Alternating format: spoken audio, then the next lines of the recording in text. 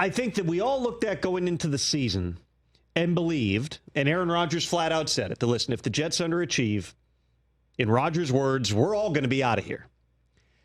Even after 2 straight losses, even after a second straight, let's call it a pretty ugly loss. Not ugly because of the weather this past Sunday like it was the previous week against the Broncos, but because the Jets faced a really good Vikings team. Aaron Rodgers made a lot of throws, as we documented yesterday, that looked like he was, in essence, throwing to Davante Adams already. But when those passes are going to Allen Lazard and Mike Williams and the timing is just that much off because you're not throwing to a 7-time Pro Bowler, it becomes more difficult to complete them. Even within that context, this qualifies as, if not a shocking move, because, again, we all believed that this was a possibility if they underachieved, but the timing was truly a shock. Woody Johnson firing head coach Robert Saleh within the past 2 hours here. Saleh had flown back with the team from London. He had done his press conference on Monday. There were no indications that this was something that was going to happen. No outward indications. Their focus, if anything, for the Jets was on a potential Davante Adams trade, which, by the way, I will tell you, is still alive. That is still a possibility. Davante Adams could be a New York Jet by the end of the day, even by the end of the show. If that happens, I'll be scrambling twice in a day because of the Jets. But Robert Saleh being out at this stage after a 2-3 start. Listen, they had gone through a lot over 3 years with the quarterbacks, with just not winning enough games. They had been dominant on defense. The defense was still good. Jeff Ulbrich, the D coordinator, going to take over as the head coach, which makes a ton of sense. Listen, I'll preface this with this. I've known Robert Saleh for a number of years. I think that everybody looked at him when he was with the 49ers as their defensive coordinator, making a deep playoff run, that this was a guy who was going to be the next one up. I went back earlier today because I was on the phone with somebody in the broader football industry who was talking about the year that Saleh was hired.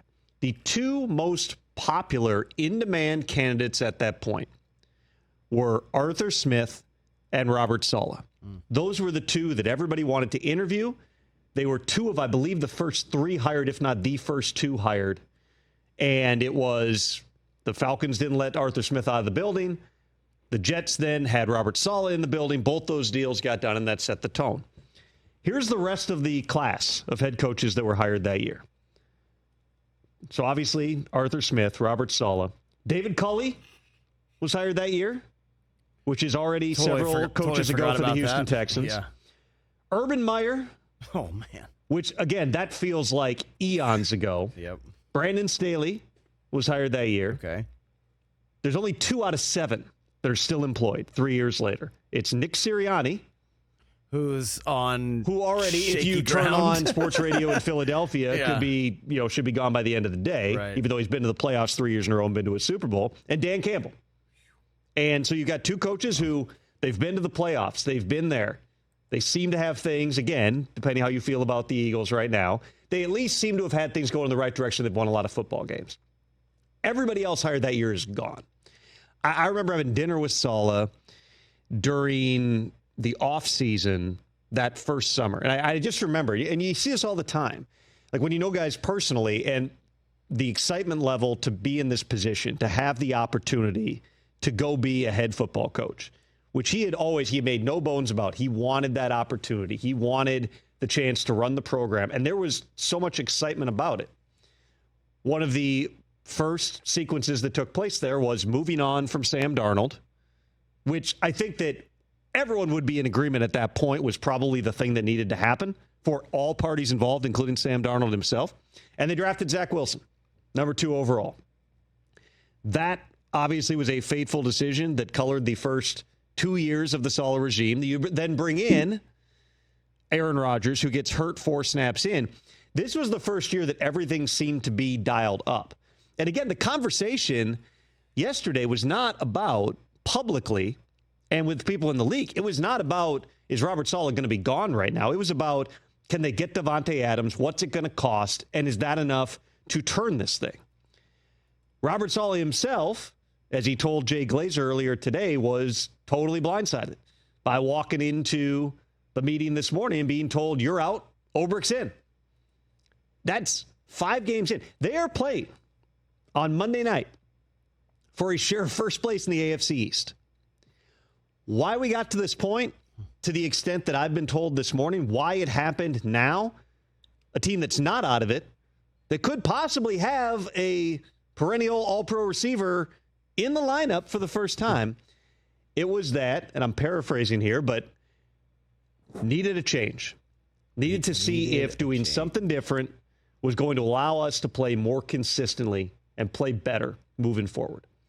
I certainly, rewind in my mind watching that game very early on Sunday morning in London, and the cutaways to Robert Saleh, who had kind of tried to, this offseason, he's spending more time with the offense.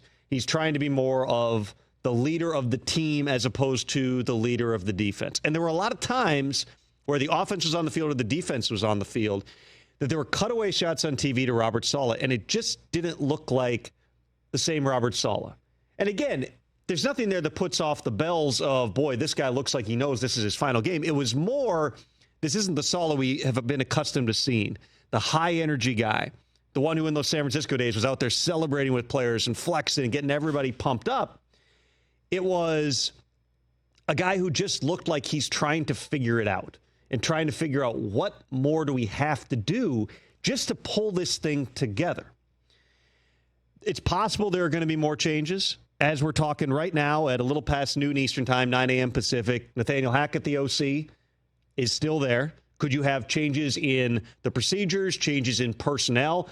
I'd say everything is on the table at this point, but it does not sound like there's other coaching moves that have been made at this point for the New York Jets. This then brings us to the question of, what are the Jets? What are we trying to do for the next 12 games, and you hope more? You don't make this move right now if you're thinking, well, we're not good enough, we're tanking out. You make this move now if you're Woody Johnson, who has certainly a reputation for at times being emotional in decision-making, and was just watching Robert Saleh, far from the first head coach to be fired after a trip to London. Mm-hmm. First head coach, as far as I'm aware, to be fired by the former U.S. ambassador to the United Kingdom after playing a game in London. Woody Johnson may be seeing of some of his old friends, maybe had him around the game. You're bringing Aaron Rodgers there. You should feel good. You leave with a really bad feeling after that game. I understand all aspects of the emotional layers to this. But at its core, you're thinking, we got to do something different. Woody obviously didn't want to come back home. And if the offense struggles, hear boos from the crowd. And he didn't want to hear there being fire Saleh chants, even though we really hadn't heard those. A lot of times you get those, right? With a team that's not playing well enough, with a coach that's on the hot seat, you at some point get some type of outward signs of it that we're headed that direction, particularly if you're 5 games in.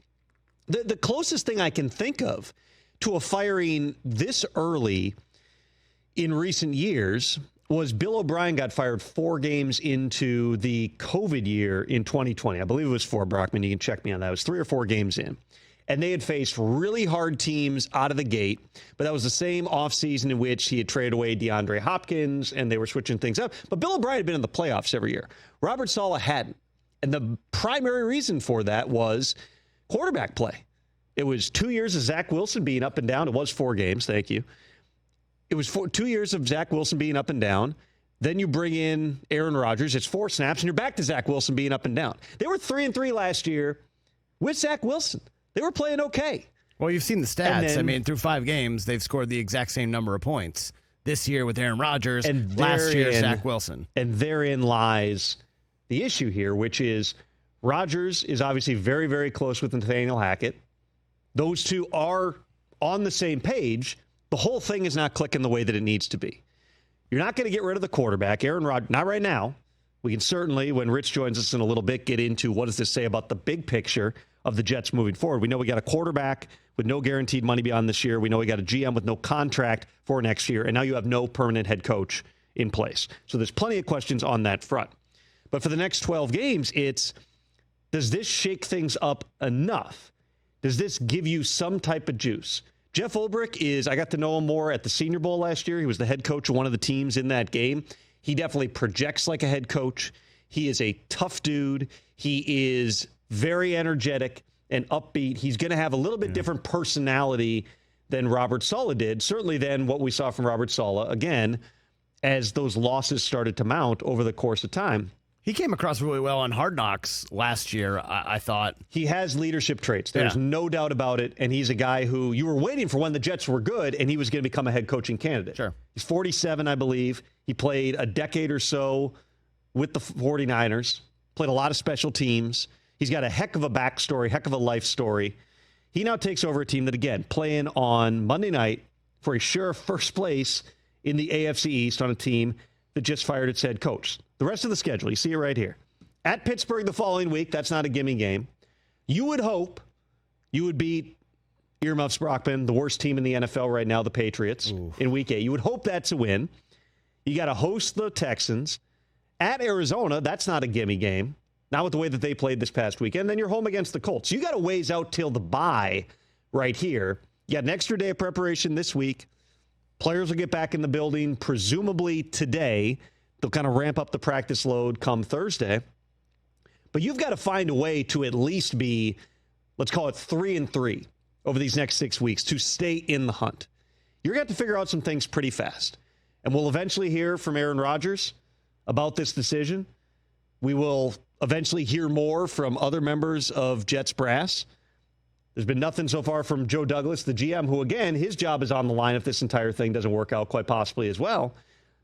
But the question is going to be, in the short term, we can get to all the big picture stuff. In the short term, does this move, much like we talked about yesterday with the Davante Adams trade, does firing Robert Saleh make the impact for the Jets to all of a sudden flip the switch?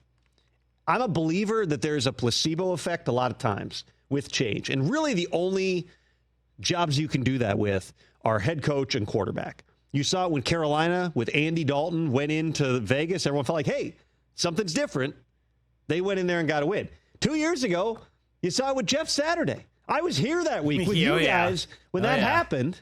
Yeah, Jeff Saturday takes over. Who's the interim? I think it's Jeff Saturday. They go to the Raiders, and they won that game. They lost every other game, but they won that week. Yep. This gives you the opportunity Monday night. You'll feel like something's different. If the offense isn't any better, and again, we'll see here, maybe even over the next 24 hours, is Davante Adams a New York Jet? If he's going to the Jets, to the extent that he might be healthy, which is still a question mark, he's got a legit hamstring injury. The first practice of the week that matters is on Thursday. He already knows the offense. So let's call it the next 24 to 48 hours. Regardless of that, is this the type of shakeup that has the impact Woody Johnson is hoping? Woody Johnson, quite frankly, I'll speak frankly on this. Woody Johnson just made it that much harder to hire his next head coach. Yeah. If it's not Jeff Ulbrich, which it could be, we'll see. There's been interim coaches who have earned their way into those jobs. Antonio Pierce did it last year.